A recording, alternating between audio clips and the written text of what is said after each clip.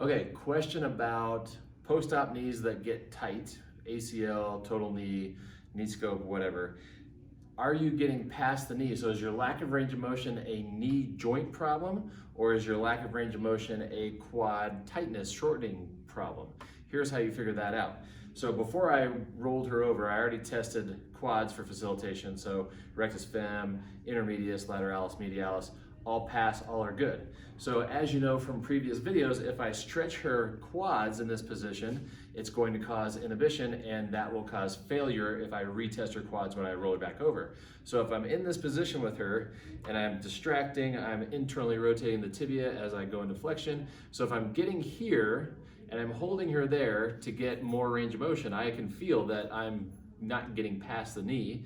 If I ask her, she's gonna say that it feels tight in her knee. How do I know for sure that I'm not getting past the knee? So if I do this several times, and then I have her flip back over. Now obviously I would be testing that leg, but I don't wanna have my back to you. So if I go back and I retest intermedius and she fails, then I know I was stretching that quad when she was prone, so I'm past the knee and now I'm into the quads. If she's still strong with intermedius, and I can also check rectus fem because that's what I would be stretching if I'm past the knee.